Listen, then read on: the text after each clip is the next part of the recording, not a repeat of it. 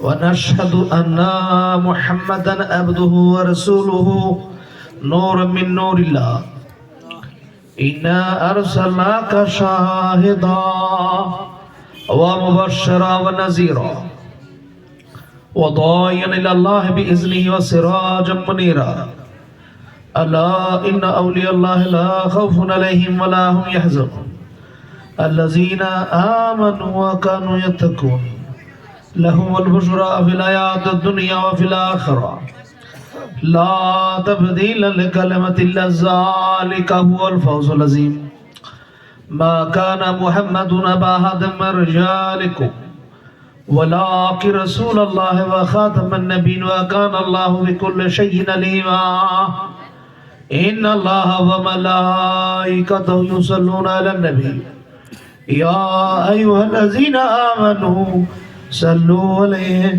وسلموا تسليما اللهم صل على سيدنا مولانا محمد وعلى آله سيدنا مولانا محمد صلاة يا رسول الله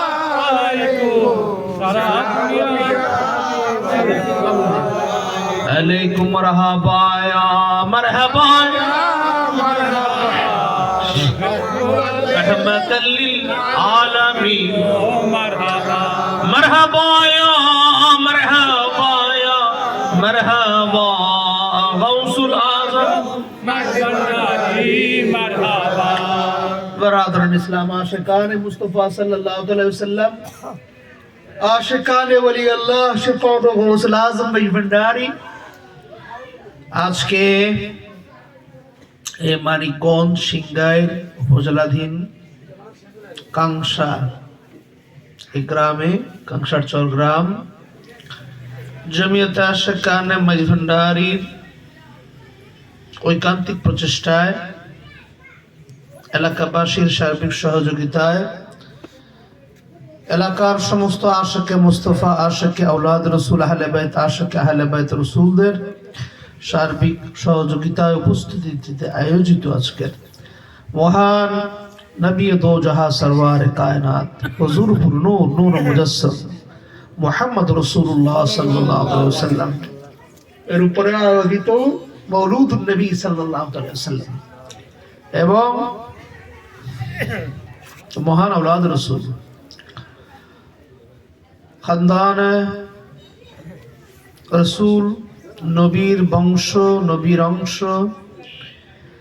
এই মা ফাতেমাতুজ জাহরা মাওলা আলী শের খুদা ইমাম আলী মাকাম ইমাম হাসান হুসাইন হাসনানী করিমাইনের বাগানের অনন্য ফুল যে ফুলকে রব্বুল আলামিন আমার নবীজির মাধ্যমে হিজরত করিয়ে তাদের পূর্বপুরুষদেরকে এই বাংলার জমিনের মধ্যে আমাদের জন্য পাপী তাপী বান্দাকে আল্লাহ দয়া মেহেরবানি পাওয়ার জন্য কাল কিয়ামত যেন আমরা নবীর খুশবু পেতে পারি কি পেতে পারি নবীর খুশবু পেতে পারি ঘ্রাণ পেতে পারি নবীর আওলাদ রাসূল তারা কি নবীর বংশ ঠিক না আপনার আওলাদ কি আপনার নাম বংশ না আপনার আওলাদ কি আপনার অংশ না তো নবীর বংশ এবং নবীর অংশ তাদের যে সুঘ্রাণ তাদের সোহবত তাদের নিসবত পেয়ে যেন এই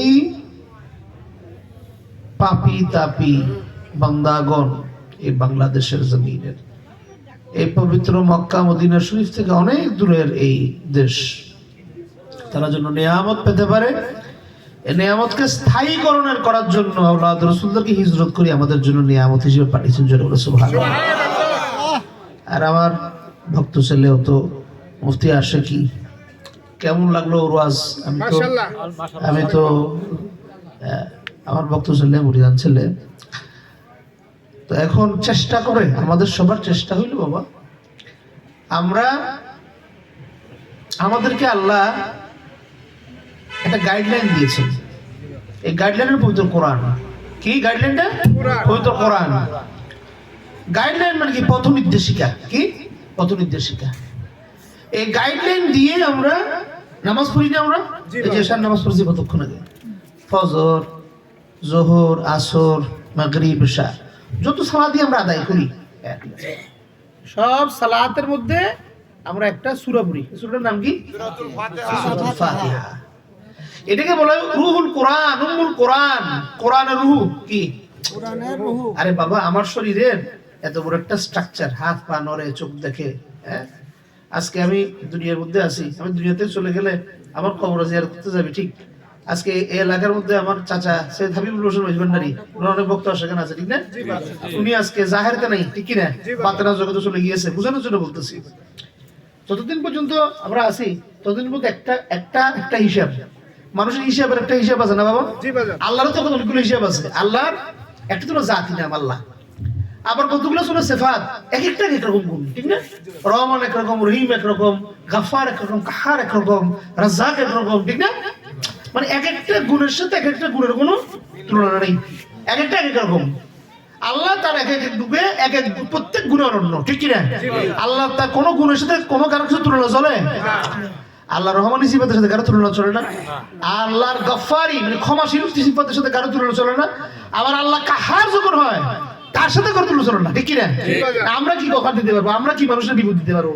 উনি যে বিপদ দিতে পারবে এটা কল্পনা করতে পারবো না, ঠিক কি না? এমন ছোট্ট একটা জিনিস দিয়ে এই কিছুদিন আগে আমাদের এখানে করোনার মধ্যে এই কি অবস্থা, একটা পরিবেশ প্রতিবেশের, ঠিক না? আমি কিন্তু আল্লাহর মধ্যে করোনা মরোনা কোনো কিছুর মধ্যে মাফি জানিনি, ঠিক কিনা? ঠিক না রে বাবা? হ্যাঁ, তোদের এলাকার মধ্যে কোনো সময় আমি এই 111-এর সময় গন্ডগোল, যখন ওই ডিব্বা জাল কি বলে আগুনের বোমা মারতেছে, তখন আমি এখানে এসে কি আমাকে ভক্তরা পরে এখানে আমার মনে আছে, আমার এক ভক্ত ছেলে, ওর গাড়ি ছিল, ও গাড়ি দিয়ে পরে আমার বুঝেছে কোথায়, ওই কাপ্তলি, ওখান থেকে আমি কেমনে গেছি, আল্লাহ আমাকে নিয়ে আসছে। আমার কথা বুঝো, কেন বলতেছি কথাগুলো?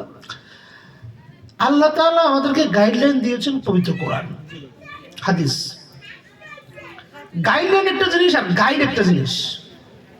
গাইডলাইন মানে হলো আমি যে দিক নির্দেশনা দিয়ে চলবো, আর গাইড হলো আমাকে ওই দিক নির্দেশনাটা যিনি কোন দিকে, আমি যে দিক ঠিক আছে কিনা, দিক নির্দেশনা তারা দিয়েছে সবার জন্য, ঠিক কিনা? ওই দিক নির্দেশনা ঠিক আছে কিনা এটা দেখার জন্য দিক নির্দেশক, পথ প্রদর্শক, পীর, মুর্শিদ, দীক্ষা গুরু, শিক্ষা গুরু যে নামে আমরা ডাকি তাদেরকে প্রেরণ করেছেন। সুবহানাল্লাহ। কোরআন ছোট ছোট বাচ্চাদেরকে আসমান থেকে আল্লাহ এসে পড়ায়। কে পড়ায়? মৌলবীরা পড়ায়। এই মৌলবীরা কোরআনের জ্ঞানটা আল্লাহ পাক তাদেরকে অর্জন করতে দিয়েছেন। কতগুলো খুব খেয়াল করে শুনেন। কেন কতগুলো বলছি? আমি আজ পর্যন্ত আমার ছোটবেলা থেকে আমি অনেক অল্প বয়স থেকে ওয়াজ বয়ান করি। আমার বাবা জানের ব্যাপারে আলোচনা করেছে। উনি অনেক বড় স্তরের আলেম ছিলেন। উনি কত বড় স্তরের আলেম এটা বাংলাদেশের অনেক আলেমরাও জানতো না, যারা অনেক পুরনো আলেম, মানে ইমাম তরিকত নুরুল ইসলাম হাশিমি সাহেব হুজুর, জালালউদ্দিন আল কাদেরী, এরা জানতো যে আমার বাবা কত বড় মাকামের একজন আলেম এবং ওলি। ওনার রিপ্লেসমেন্ট আমাকে দিয়েছেন, ওনার বেলায়েতের মসনদে আমাকে বসিয়েছেন, সিলেকশন করেছিলেন উনি। ওনার যাওয়ার আগেই, পর্দা করার বহুত আগেই ওনার এই মসনদের জিনিসপত্র আমাকে বুঝিয়ে দিয়ে দিয়েছেন। আমাকে একটা মিশন দিয়ে, কি একটা আমার লক্ষ্য আছে, ইন্নামাল আমালা বিন্নিয়াত, আমাকে সেই লক্ষ্যের দিকে ধাবিত হইতে হবে। আমাদেরকে আল্লাহ যেরকম দুনিয়াতে পাঠিয়েছে, আমাদের মিশন আছে। কথাগুলো খুব সূক্ষ্মভাবে আমি কথা বলি। আমি প্রত্যেক সময় যখন ওয়াজ করি তোমরা তখন একদম মন্ত্রমুগ্ধের মতো শুনো। আমি যে ওয়াজ করি এই ওয়াজগুলো তুমি এমনি ট্র্যাডিশনাল মাঠে পাবে না। একটা হলো তোমার সাময়িক, এটা ভাল লাগলো, মজা লাগলো, মজার উঠে চলে গেলা। আর একটা হলো তুমি কিছু নিয়ে গেলা, ওই নেয়া জিনিসটাকে তুমি, ওই গাইডলাইনটাকে তুমি নিয়ে, সেই গাইডলাইন অনুযায়ী তুমি চলার জন্য অনুপ্রেরণা নিয়ে সারা বছর চললা। চলে বলো সুবহানাল্লাহ, ঠিক কি না? তাহলে এই যে গাইডলাইনের কথা বারবার বলছি, গাইডলাইনের কথা বারবার বলছি, সূরা ফাতিহার মধ্যে কেন এই সূরা এত গুরুত্বপূর্ণ যে প্রত্যেক নামাজের প্রত্যেক ওয়াক্তের মধ্যে প্রত্যেক রাকাতের মধ্যে পড়তে হবে? কারণ কি?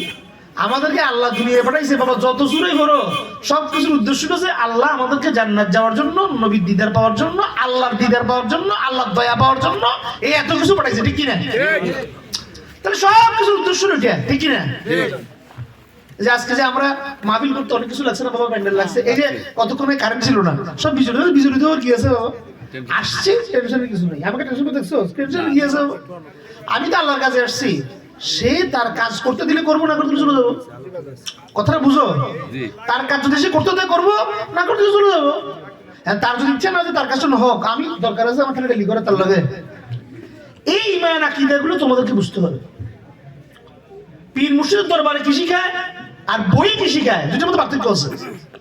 বই ভুল না, কোরআন ভুল না, হাদিস ভুল না, সব ঠিক, কিন্তু কোরআন হাদিসে আল্লাহ কি বুঝতে চাইছে সেটা তোমার বুঝতে হবে, আমার বুঝতে হবে। আল্লাহ কি বুঝতে চাইছে সেটা না বুঝলে আমি সারাদিন কোরআন পাঠ করলে কোনো লাভ হবে না। ওই কোরআন পাঠ আর ত্রিপিটক পাঠের মধ্যে কোনো পার্থক্য নেই, কারণ ওই কোরআন আমার মুখের মধ্যে থাকে, জবানের মধ্যে থাকে, কিন্তু কোরআন আমার ভিতরে প্রবেশ করে না, ঠিক না? যে কোরআন আমার ভিতরে প্রবেশ করবে এবং আমার ভিতরে প্রবেশ করে আমার মধ্যে একটা প্রেরণার, ইচ্ছার, একটা ইরাদাত মুরিদ করতে হয়, ইরাদাতের ইচ্ছা পোষণ করবে, তখন আমার সত্যিকে সহি হাদিয়াতে হেদায়েত হবে। জোরে বলো সুবহানাল্লাহ। কথা কি বুঝতে পারছি? তাহলে এখানে আমাদের এখন বর্তমান যুগের মধ্যে, আগের যুগের মধ্যে ওলিয়াল্লাহরা, আমি ট্র্যাডিশনাল কতগুলো পীরগিরি পছন্দ করি না। আমার ছেলে পীর হইতে হবে কোনো কথা নেই, আমার কথাগুলো বুঝো। পীরটা হলো একটা যোগ্যতা, তার মধ্যে একটা যোগ্যতা, আরেকটা হলো যে তার মধ্যে দয়ার নজর থাকতে হবে। ওই যে একটা আমার ছেলে বাচ্চা বললো না, দেখ আল্লাহর ওলির সত্যিকার আওলাদ রাসূলের নেক নজরে না পড়স, বদ নজরে কোনো সময় পড়িস না, পড়লে দুনিয়া আখিরাত বরবাদ হয়ে যাবে। কথা বুঝছো না বুঝো নাই? এটার অজস্র উদাহরণ আছে। তাহলে এই যে আমি শুধু আতা করলে হবে না, আতা মানে কি আমি অর্জন করলাম, আর একটা হলো আল্লাহ হাযা মিন ফাদল রাব্বি ইউতিউ মান ইয়াশা, আল্লাহ যাকে ইচ্ছা যতটুকু দান করেন, আল্লাহর হুকুম। জোরে বলো সুবহানাল্লাহ। আচ্ছা, মুহাম্মদ রাসূলুল্লাহ উনি কি মানে ইবাদত করে মুহাম্মদ হইছে?